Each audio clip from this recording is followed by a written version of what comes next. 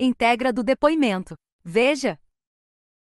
Inquirido a respeito dos fatos investigados respondeu que é general de divisão da reserva, que esteve à frente do Gabinete de Segurança Institucional, nomeado dia 01 de janeiro de 2023, em exercício no dia 02 de janeiro de 2023 e exonerado a pedido no dia 20 de abril de 2023.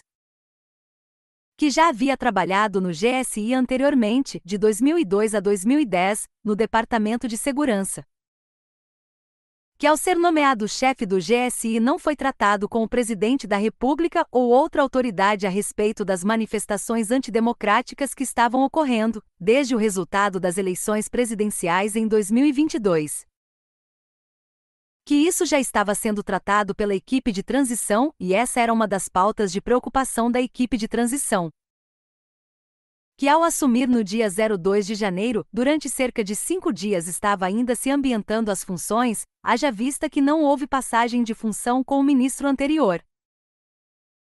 Que dentro do GSI existe a Secretaria de Coordenação de Segurança Presidencial, que avalia o nível de criticidade de eventuais movimentos que estejam acontecendo no território nacional a partir de informações recebidas de outros órgãos e agências, principalmente de secretarias de segurança pública. Que deixa registrado que o acompanhamento dos movimentos são de atribuição do Ministério da Justiça, Secretaria de Segurança Pública e Ministério da Defesa. Que o declarante fez parte da equipe de transição responsável pela parte de segurança do Presidente da República e que houve reuniões para tratar da segurança da posse presidencial em que esses movimentos antidemocráticos foram considerados na C1CCR, Centro Integrado de Comando e Controle Regional da SSP-DF, frisando-se antes da posse presidencial. Que indagado sobre o movimento de instalação de acampamentos em frente aos quartéis do Exército, afirma que é uma área militar e há um regulamento que prevê a desocupação. Que sua função como chefe do GSI não se confunde com as atribuições de militares das Forças Armadas. Que cabia ao Exército Brasileiro fiscalizar e regular e, se fosse o caso, retirar os acampamentos. Que não tem conhecimento a respeito de ações radicais que ocorreriam em manifestação na cidade de Brasília entre 06 e 08 de janeiro.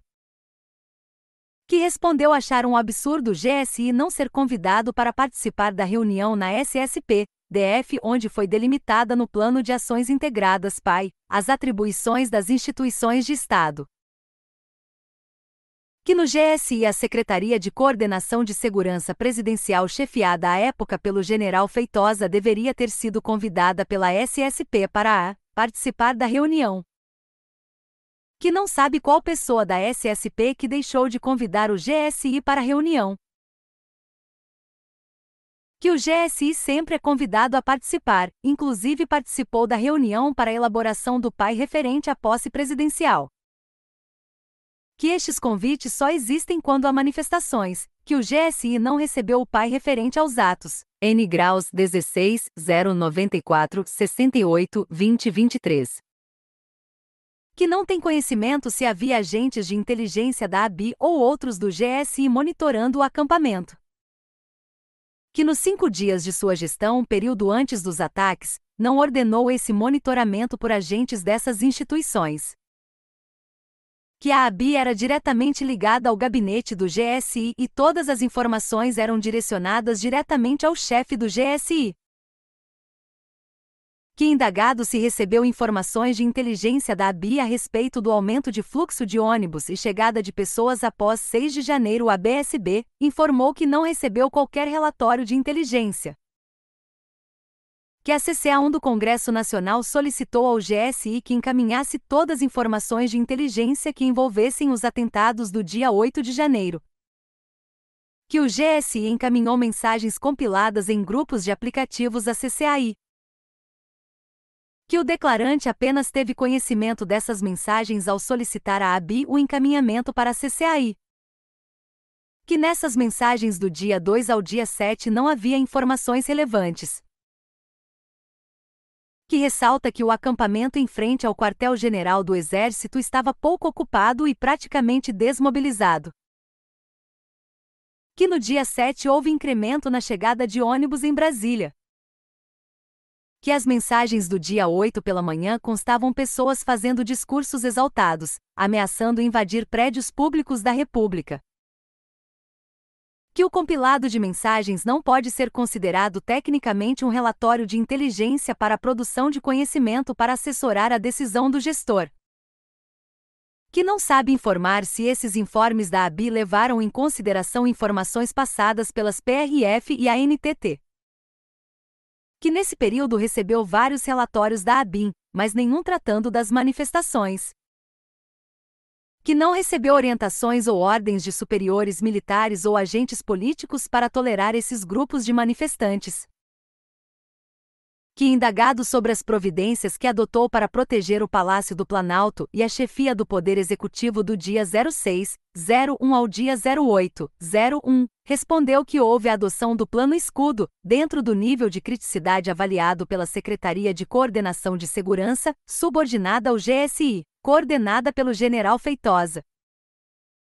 Que em relação ao efetivo regular de emprego de agentes de segurança do GSI é importante verificar com o general Feitosa que era o responsável. Que no dia 07/01 o efetivo do GSI, dentro da classificação de risco, era regular.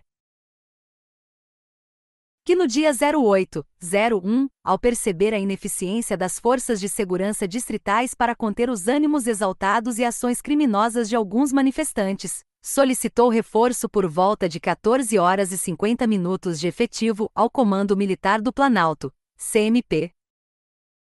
Que caso o nível de criticidade fosse alto, conseguiria utilizar todo o efetivo do Comando Militar do Planalto e, conforme a necessidade, acrescidas outras tropas como ocorreu na posse presidencial. Que teve informação do CEL Garcia, que é o chefe de segurança das instalações, que havia 45 agentes de coordenação geral de segurança, 46 militares do 1º Grau Regimento de Cavalaria de Guardas e um pelotão de choque de reforço com 38 militares do Batalhão da Guarda Presidencial. Que não tem conhecimento se estava sendo utilizada a Guarda Verde, mas que, em razão das funções específicas desse grupamento, não seria um absurdo se não fosse utilizada. Que, indagado a respeito das declarações do general Dutra, ex-comandante militar do Planalto, de que o coronel Alexandre Santos de Amorim, que era coordenador de avaliações de risco do GSI, havia classificado o evento como risco laranja, afirma que não teve conhecimento antes do dia 8 de janeiro de qualquer documento por ele produzido nesse sentido. Que, ao abrir a sindicância para apurar as circunstâncias do evento, chegou ao seu conhecimento que houve a produção dessa informação pelo coordenador citado, mas não se recorda, nesse momento, qual era a classificação de risco informada no documento. Que a sindicância deve terminar até o final deste mês e deverá ser encaminhada ao STF. Que não tem informações decoradas sobre como a segurança do Palácio do Planalto deve ser empregada no cenário de risco laranja, mas estas devem estar no Plano Escudo. Que não sabe dizer qual a classificação de risco para o evento de 08 de janeiro e se seria de normalidade. Que o responsável pela classificação de risco do evento seria o general Feitosa.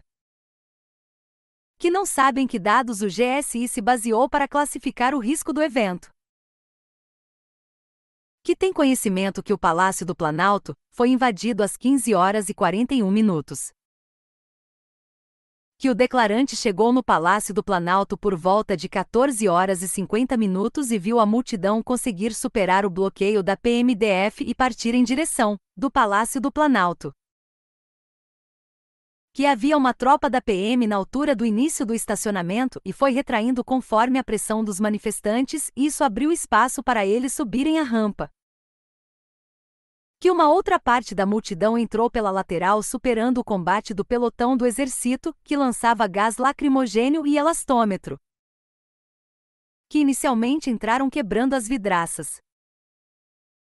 Que estima-se que o pelotão do exército do BGP era composto por cerca de 30 homens. Que os militares e policiais militares mostraram boa combatividade, inclusive testemunhado pelo próprio declarante que estava no momento da invasão. que antes da invasão ao chegar no Palácio do Planalto, por volta de 14 horas e 50 minutos ligou para o general Dutra e pediu reforço de tropa e ele informou que estava providenciando. Que possível o declarante ter entrado no Palácio do Planalto às 16 horas. Que até a entrada do declarante no Palácio do Planalto, o declarante não viu a tropa de reforço do exército chegar, mas isso não quer dizer que ela não tenha chegado. Que sabe que ao final da operação o total de militares era de 487 e de policiais militares era de 520. Que não tem conhecimento se houve demora injustificada do exército. Que ao entrar no prédio do Palácio do Planalto se dirigiu ao 4 graus andar e verificou que havia invasores e estavam sendo retirados por agentes do GSI e após descer para o 3 graus andar fez uma varredura e encontrou outros invasores na sala contígua e conduziu essas pessoas à saída, após as portas de vidro. Que nesse momento ligou para o céu. Vandelli e solicitou que ele requisitasse o choque da PM e apoiasse a realização das prisões.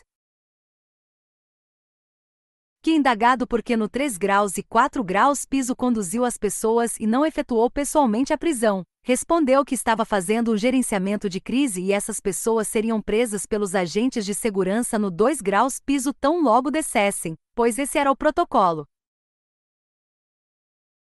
Que o declarante não tinha condições materiais de sozinho efetuar prisão das 3 pessoas ou mais que encontrou no 3 graus e 4 graus andar, sendo que um dos invasores encontrava-se altamente exaltado. Que já havia dado ordem ao céu, Vanderlei Céu, Rogério para que essas prisões fossem feitas. Que não deu ordem para evacuar os invasores do prédio, mas se porventura algum de seus subordinados deu essa ordem, não foi de seu conhecimento. Que a ordem era de prisão e foram efetuadas mais de 200 prisões. Que indagado a respeito de o Major José Eduardo Natali de Paula Pereira haver entregue uma garrafa de água a um dos invasores. Que deve ser analisado pelas circunstâncias do momento os motivos do major, mas que se tivesse presenciado teria prendido. Que as imagens divulgadas pela imprensa apresentam uma possível proximidade física e temporal do declarante com a conduta do MJ, José Eduardo. Que na verdade houve um corte e edição na gravação de aproximadamente 30 minutos, ficando claro que não estava no mesmo tempo em que ele entregou a garrafa de água. Que todas as pessoas que aparecem nos vídeos do 3 graus piso da já foram identificadas e os nomes encaminhados pelo atual ministro interino do GSI ao ministro do STF Alexandre de Moraes. Que confirma as declarações do general Dutra de que na noite dos atentados de 8 de janeiro, ele entendeu não ser conveniente e seguro a prisão dos vândalos naquele momento sem planejamento e em razão dos ânimos exaltados e a presença de famílias, idosos e crianças.